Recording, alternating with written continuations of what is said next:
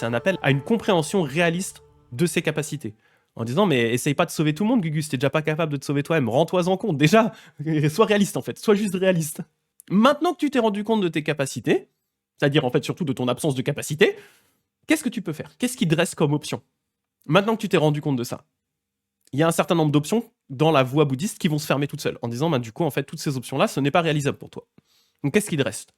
Et Shinran, il dit, bah, en fait, ce qui me reste, c'est de m'appuyer sur quelque chose qui est plus puissant que moi, quelque chose qui est plus parfait que moi, qui est le Bouddha Amida. Il me reste que ça, parce qu'en fait, moi, je ne peux rien faire tout seul, tout ce que je fais, c'est pourri, donc, help please, help please.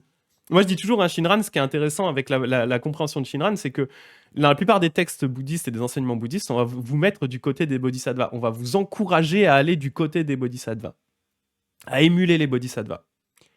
Et dans ces textes, on vous dit toujours, et ces bodhisattvas sauvent une infinité d'êtres, etc., etc. Et Shinran, lui, il est réaliste en se disant, bah du coup, en fait, moi, je suis pas capable de me mettre du côté des bodhisattvas.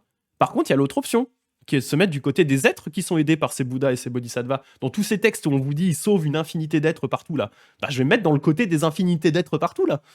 Je fais partie de ces infinités d'êtres partout qui ont besoin d'être aidés par les bouddhas et les bodhisattvas. Donc c'est ça la réalisation de Shinran.